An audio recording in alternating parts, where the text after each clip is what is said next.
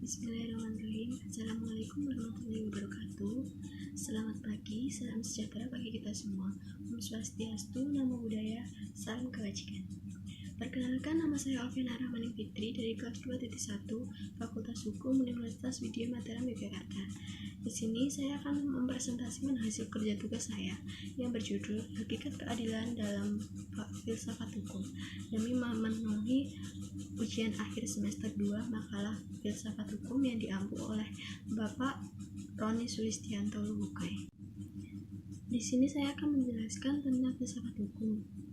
Terlebih dahulu, filsafat hukum adalah ilmu yang mempelajari tentang hukum secara filosofis, maka objeknya adalah hukum. Melalui filsafat hukum mempersoalkan pertanyaan-pertanyaan mendasar tentang hukum.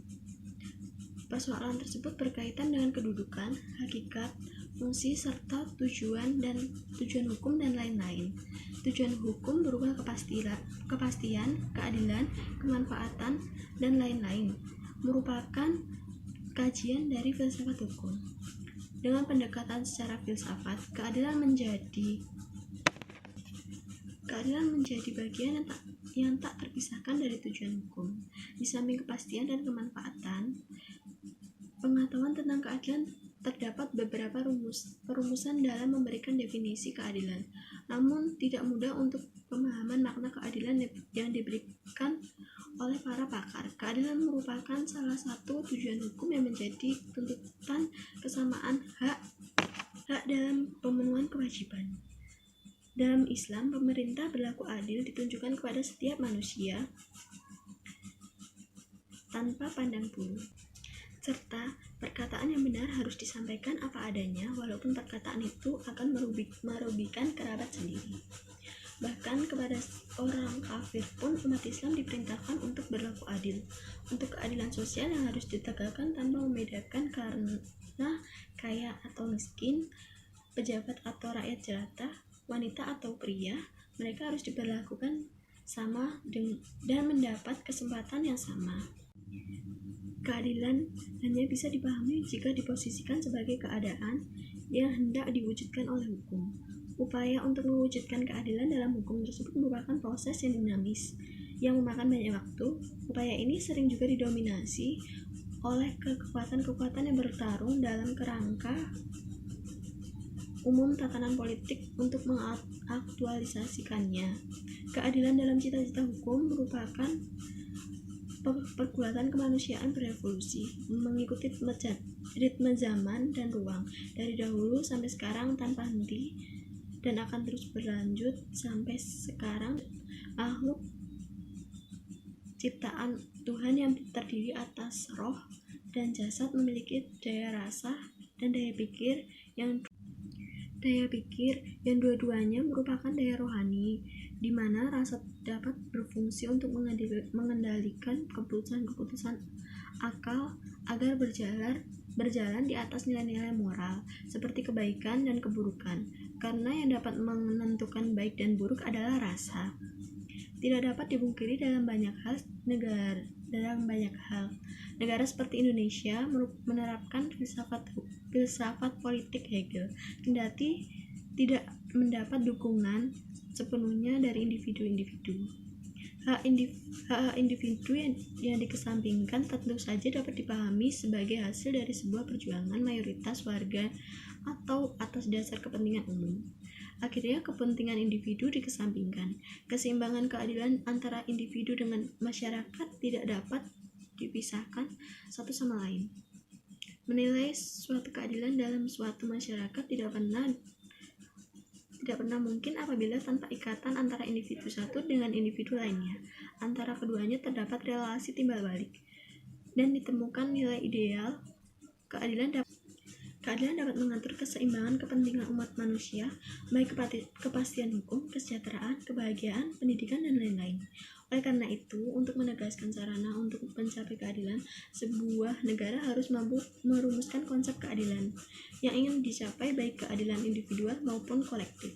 Berdasarkan uraian tersebut, maka yang terjadi permasalahan dalam kajian ini adalah bagaimana konsep keadilan dalam filsafat hukum. Kemudian bagaimana konsep keadilan dalam filsafat hukum menurut para ahli. Yang pertama, saya akan menyebutkan hakikat keadilan filsafat hukum menurut Plato. Menurutnya, keadilan hanya dapat ada di dalam hukum dan perundang-undangan yang dibuat oleh para ahli yang khusus memikirkan hal itu. Untuk istilah keadilan ini, Plato menggunakan kata Yunani, yaitu dakaiosuene, yang berarti lebih luas, yang mencakup moralitas individual secara sosial. Penjelasan tentang keadilan itu diberi ilustrasi dengan pengalaman saudagar kaya bernama Cephalus. Saudagar ini menekankan bahwa keuntungan besar akan didapat jika kita melakukan tindakan tidak berbohong dan curang, adil menyangkut relasi manusia dengan yang lain. Yang kedua, saya akan menyampaikan pendapat Aristoteles, yaitu adalah seorang filsuf pertama kali yang merumuskan arti keadilan. Ia mengatakan bahwa keadilan adalah memberikan kepada setiap orang apa yang menjadi haknya. Selanjutnya, dia membagi keadilan dibagi menjadi dua bentuk, yaitu pertama, keadilan distributif adalah keadilan yang ditentukan oleh pembuat undang-undang. Distribusinya memuat jasa, hak, dan kebaikan bagi anggota-anggota masyarakat menurut prinsip kesamaan proporsional. Yang kedua, keadilan korektif, yaitu keadilan yang menjamin, mengawasi, dan memelihara distribusi ini melawan serangan-serangan ilegal. Fungsi korektif keadilan pada prinsipnya diatur oleh hakim dan menstabilkan kembali status quo dengan cara mengembalikan milik korban yang bersangkutan atau dengan cara mengganti rugi atas miliknya yang hilang. Atau kata lainnya adalah distributif adalah keadilan berdasarkan besarnya jasa yang diberikan, sedangkan keadilan korektif adalah keadilan berdasarkan persamaan hak tanpa melihat besarnya jasa yang diberikan.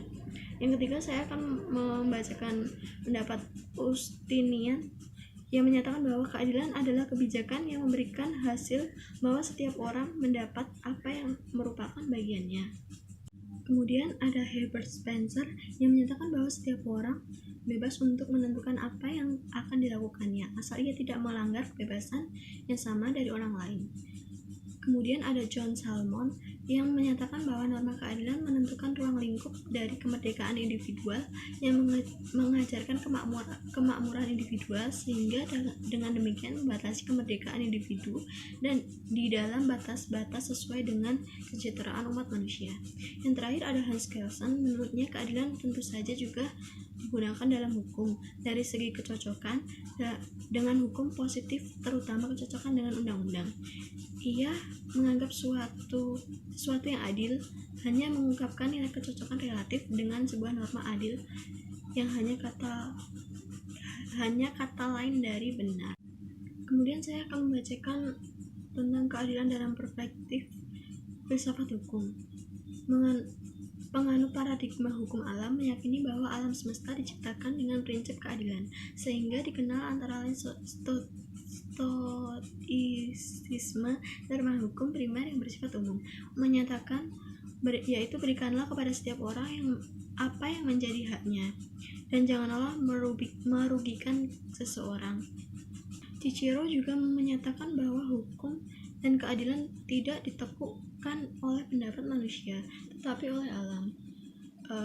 Kemudian saya akan membacakan paradigma positivisme hukum, yaitu keadilan dipandang sebagai tujuan hukum, hanya saja disadari pula sepenuhnya tentang relativitas dari keadilan ini sering mengaburkan unsur lain yang juga penting, yakni unsur kepastian hukum.